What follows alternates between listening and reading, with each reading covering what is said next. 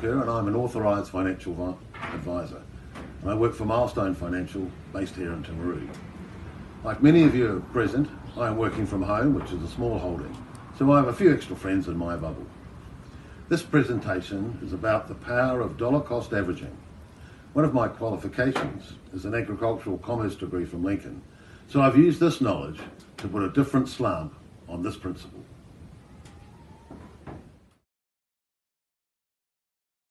I want to now show you how to avoid another big risk and do it with little effort.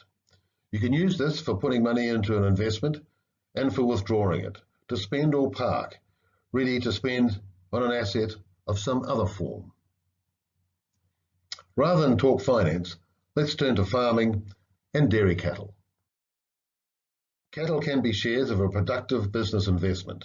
Milk can be the income, the dividends. All three farmers spend about the same and all operate in the same market. They do different things, however, when it comes to buying. Let's take a look.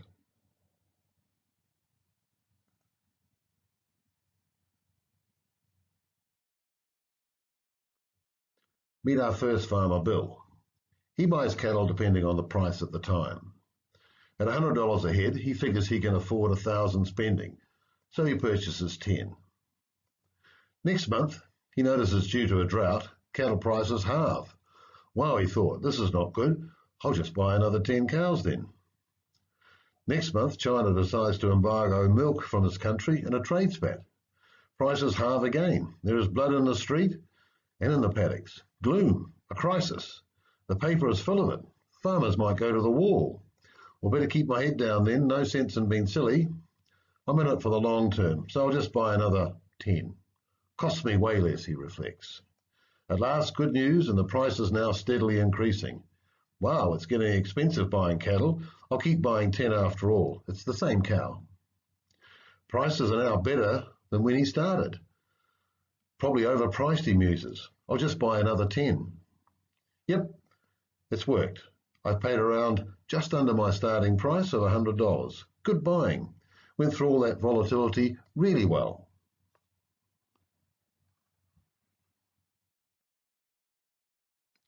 This second farmer, Mike, buys on his perception of cattle prices.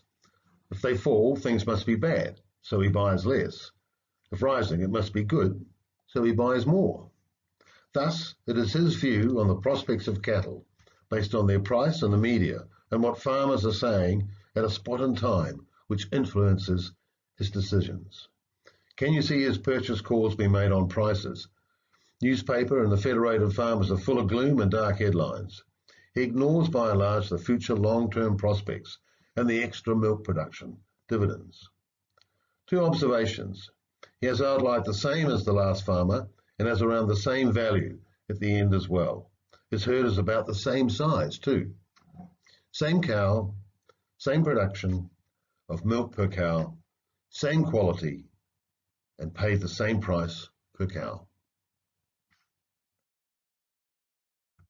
This third farmer, Julia, well, she mostly ignores what the going market price is. Julia looks to the trend, history, and her goal of building a long-term herd and business. She knows people will always want milk and cheese. She knows the world is getting richer, so more customers. She just focuses on building her herd with what she can afford.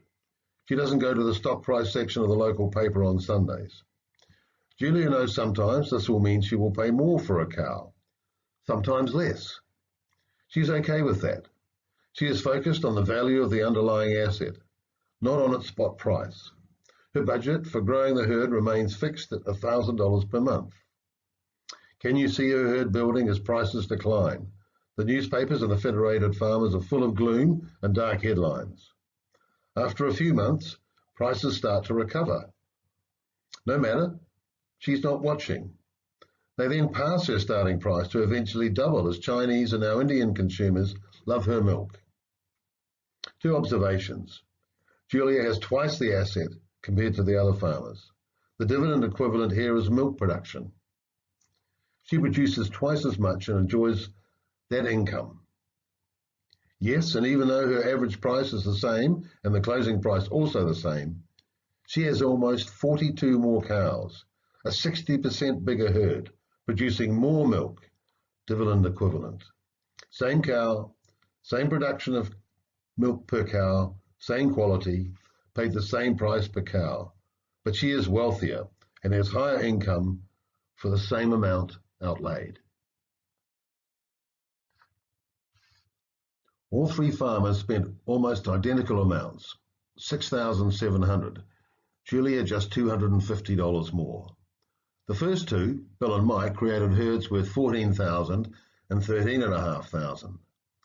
The 65 to 70 cattle they bought also produced milk, ongoing, income and dividends.